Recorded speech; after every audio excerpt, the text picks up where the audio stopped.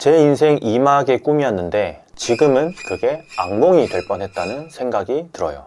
제가 최근에 만났던 김 과장님이라고 좀 이야기를 해야 될 것 같은데요. 이름까지 밝히긴 조금 힘드니까. 이 김 과장님하고 제가 3시간 정도 상담을 했는데요. 이분이 수원에서 대기업을 다니셨거든요. 좀 젊으신 나이에 좀 명퇴를 하시면서 큰 고민에 휩싸이셨었죠. 퇴직금 2억 정도 가지고 계셨고 창업을 고민하시던 중에 파리바게뜨를 좀 눈여겨보시고 상담까지 받고 오셨더라고요. 이분이 저를 만났을 때 첫 한마디가 이거였어요. 파리바게뜨 같은 대형 프랜차이즈는 안정적이지 않을까요? 그래서 아내랑 함께 운영하면서 제2의 인생을 좀 꿈꾸는 건데 어떻게 생각하시나요? 이분이 저한테 건넨 첫 마디였어요. 이게 제가 시간이 지나면서 상담이 계속 진행되면서 그 꿈이 서서히 악몽으로 변해갔다고 말씀을 하셨는데 제가 너무 솔직하게 좀 상담을 해드린 경우도 좀 있다고 봐요. 그런 경향이 좀 있거든요. 그러다 보니까 이 창업이라는 게 항상 좀 신중해야 하는데 퇴직을 하고 나면 마음이 급해서 다들 우왕좌왕 하시는 부분들을 정말 자주 봅니다, 저는. 그래서 좀 제가 세게 말씀드린 부분도 있는데 여튼 제가 김 과장님과 나눈 이야기를 바탕으로 왜 파리바게뜨 창업이 쉽지 않은지 그리고 그분의 꿈이 악몽으로 바뀌셨는지 5가지 이유를 구체적으로 말씀을 드려볼게요. 첫 번째 악몽은 부담스러운 초기 투자 비용이에요.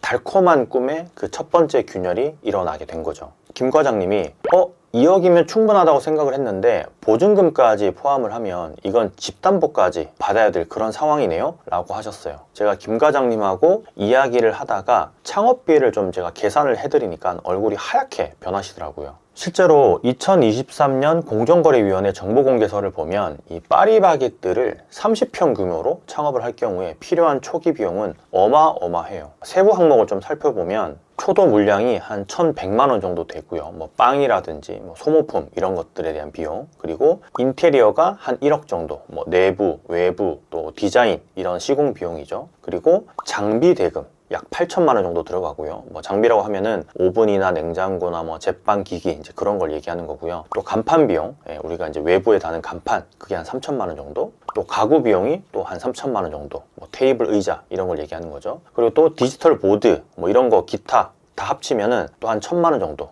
디지털 사이니지나 메뉴 보드나 이런 거, 포스 이런 거 다 포함된 게 전자기기니까 그 안에 다 포함이 되는 거예요. 자, 이렇게 하면 이게 총 한 2억 6천 정도가 되는데 여기에 더해서 이제 가맹비랑 교육비 그리고 상권에 따라서 보증금이 최소한 8천만 원에서 한 1억 정도 추가가 되죠. 그 정도 되는 상권에 파리바게뜨가 들어가니까. 그 김 과장님이 오픈하고 싶었던 수원의 그 지역은 보증금이 거의 1억 정도였어요. 권리금은 별도고요. 2023년 4분기에 한국부동산원 통계를 보면 수원역 쪽의 평균 보증금이 한 1억 정도거든요. 돌려받는 돈이긴 하지만 묶이는 돈이기 때문에 투자금에 포함을 시키면 최소 4억 정도는 들어간다고 봐야 되는 거죠. 그런데 이것도 이제 어느 정도는 보수적으로 제가 잡은 거예요. 그래서 5천만 원 정도 여유를 가진다면 4억 5천 정도가 들어가는 셈이에요. 김 과장님은 퇴직금으로 2억이 있었는데 대출을 받지 않으면 아예 불가능한 구조였어요, 창업 자체가.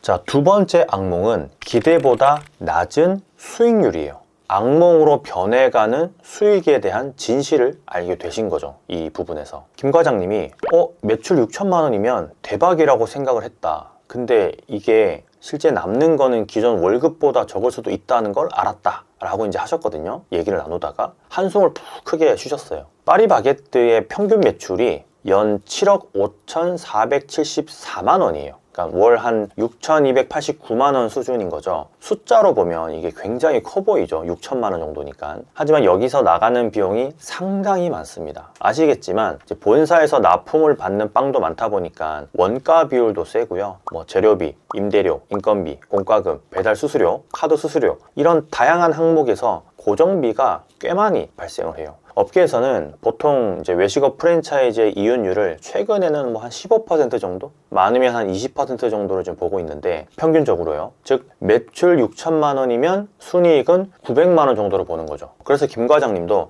이 정도면 6천만 원에 900만 원이면 괜찮은데? 라고 생각을 할 수밖에 없었던 거죠. 급여보다는 높은 금액이니까요, 훨씬 더. 그런데 음식을 파는 매장을 기준으로 15%인 거지 20%인 거지 파리바게뜨는 좀 다릅니다.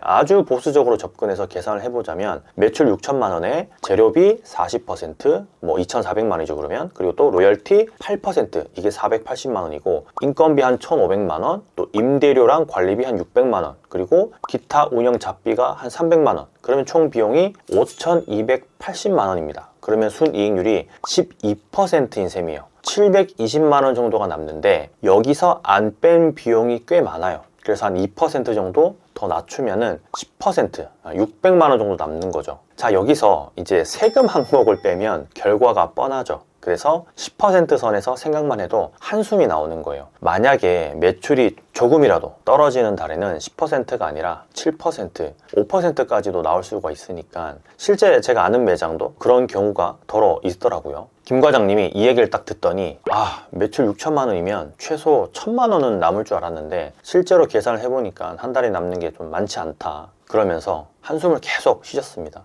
계산을 좀 대략 해드리니까 그제서야 아시게 된 거죠. 이 숫자의 함정이 있었던 거죠, 사실. 자, 세 번째 악몽입니다. 세 번째 악몽은 본사의 불안정한 어떤 실적이에요. 흔들리는 대기업의 추락을 김 과장님은 몰랐던 겁니다. 김 과장님이 대화를 하다가 이런 말씀을 하셨는데, 본인은 대기업이라서 안정적일 거라고 생각을 하셨다고 해요. 본사가 흔들리면 우리 같은 가맹점주들은 어떻게 되는지 그것도 궁금해 하셨는데 엄청 불안해 하시더라고요. 그 얘기가 나올 때부터. SPC 그룹은 한국을 대표하는 그런 식품 대기업 중에 하나로 알려져 있지만 최근에 실적이 점점 감소하고 있어요. 2023년도의 사업 보고서를 보면 과거의 연간 영업이익이 1200에서 1400억 정도였거든요. 근데 최근에는 이게 800억, 900억 이렇게 추정이 되면서 이익률 감소가 엄청 눈에 띄고 있어요. 그 원인으로 이제 해외 진출 비용에 대한 어떤 비용이 증가된 부분, 그리고 원자재 가격 상승, 또 국내 소비 트렌드 변화 등이 좀 꼽히는데, 여기서 이제 트렌드는 뒤에서 좀 더 제가 자세히 말씀드리겠지만 한마디로 그냥 인기가 사그러들고 있다는 뜻이기도 해요. 특히 국제적으로 밀가루와 유제품 가격이 막 이렇게 오르면서 제조 원가가 크게 증가를 했잖아요. 이제 본사가 부담을 견디지 못하면은 가맹점주들에게 그 부담이 전가가 될 가능성도 배제할 수 없겠죠. 당연히 납품가는 올라가겠죠. 이미 전가를 어느 정도 한 부분도 있고요, 사실. 그리고 이제 예전에는 직접적으로 지원했었던 그런 마케팅이나 프로모션, 그리고 교육 같은 거, 이런 것들이 지원이 분명히 더 계속해서 가면 갈수록 축소가 될 거예요. 결론적으로는 약간은 가라앉는 배가 될 가능성이 높다는 거죠. 이제 많은 예비 창업자분들이 그래도 파리바게뜨 이거 대기업인데, 그러면서 이제 창업에 대한 꿈을 많이 품으시거든요. 근데 오히려 대기업이라서 더 위험한 측면이 있는 거예요. 엄청 이게 굼뜨거든요.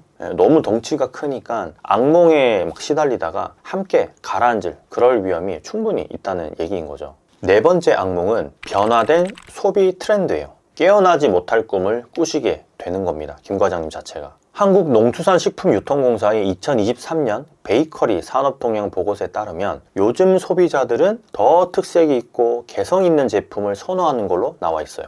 예를 들자면 노티드 도넛, 런던 베이글, 아티스트 베이커리 같은 그런 브랜드가 사랑받는 이유죠. 소비자들은 이 프랜차이즈에서 제공하는 정형화된 어떤 그런 틀에 박힌 메뉴보다는 더 독창적이고 조금 더 특별한 유니크한 그런 메뉴를 기대를 하고 있어요. 앞으로 가면 그게 더 심해질 거고요. 가격에 대한 민감도도 좀 높아졌는데, 한국소비자원이 2023년도에 발표한 자료에 따르면 한국의 빵값이 일본이나 프랑스보다 높게 형성되어 있다고 이 보고서에서는 얘기하고 있어요. 특히 일본의 그 생크림슈 가격이 한국의 절반 이하라는 점이 소비자들 사이에서 화제가 되기도 했었죠. 그리고 톡 까놓고 얘기해서 파리바게뜨랑 좀 특색 있는 어떤 베이커리, 아까 말씀드렸던 노티드 도넛이나 런던 베이글이나 이런 걸 놓고 비교하면 가격 차이가 그렇게 크게 안 나거든요. 막 그냥 달기만 하고 좀 맛이 없는 형태의 빵이 좀 많아요, 사실 개인적으로 봐서도. 그런 빵이랑 달지 않고 맛있는 빵이랑 가격이 비슷하면 당연히 손님들은 건강에도 좋고 달지 않고 맛있는 그런 빵을 사 먹게 되겠죠. 저 역시 그렇고요. 그래서 파리바게뜨를 안 간 지 꽤 오래됐어요. 그래서 소규모 상권이나 프리미엄 디저트 시장에서는 파리바게뜨가 이제는 거의 힘을 못 쓰고 있는 실정입니다. 아예 파리바게뜨를 끄는 사람들이 생겨날 정도예요. 너무 차이가 심하니까 이 제품에 대한 품질이. 특히나 20, 30대들은 오히려 개인 빵집을 더 선호를 하지 굳이 파리바게뜨를 찾지 않는 거는 이제 누구나가 다 아는 사실이에요. 그래서 요즘에는 파리바게뜨가 있고 개인 빵집이 있고 이렇게 있으면은 개인 빵집에 가시는 분들이 훨씬 더 많아요. 좀 더 개성 있고 맛있는 빵들이 많으니까. 자, 마지막 다섯 번째 악몽입니다. 다섯 번째 악몽은 추가로 드는 숨은 비용이에요.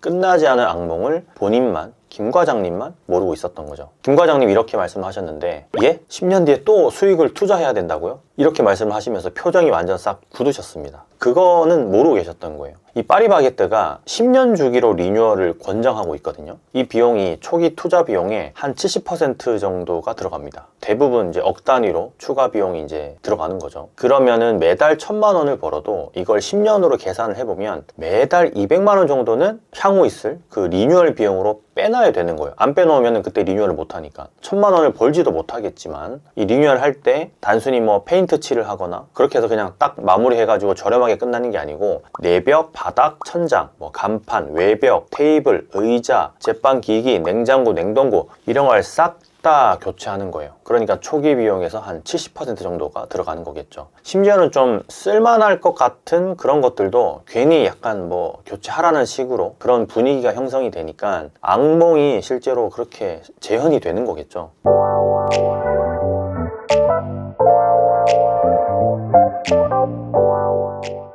네, 김 과장님은 어쨌든 결론적으로는 이 파리바게뜨 대신에 개인 순대국밥집을 창업을 하셨습니다. 초기 비용은 7천만 원 정도로 시작을 하셨고, 월 순이익이 지금 한 500에서 600만 원 정도 안정적으로 지금 나오고 계세요. 이대로면은 1년 6개월 정도면은 당연히 투자금은 모두 회수가 되는 거고, 조금 일하는 게 힘들고 조금 없어 보이긴 하지만 빵집보다 큰 꿈을 쫓다가 악몽을 만나는 것보다는 올바른 선택을 하신 게 아닌가 하는 그런 생각을 해요. 물론 파리바게뜨 창업을 성공적으로 운영하는 분들도 많이 계시긴 합니다. 하지만 창업은 자신의 그 자금 상황, 그리고 뭐 지역 상권이라든지 장사 전략 이런 것들을 좀 면밀히 검토한 후에 결정을 해야 돼요. 겉만 번지르르한 그런 창업은 절대적으로 하면 안 되고요. 여러분들은 만약에 퇴직금으로 2억이 있다면 어떤 창업을 하실 건가요? 댓글로 좀 남겨주세요. 제가 꼼꼼하게 한번 읽어볼게요. 그리고 파리바게뜨 창업에 대한 여러분들의 의견도 남겨주시면 제가 다 읽어보도록 하겠습니다. 감사합니다. 건프로였습니다. 오늘도 많이 빠세요. 들어갈게요.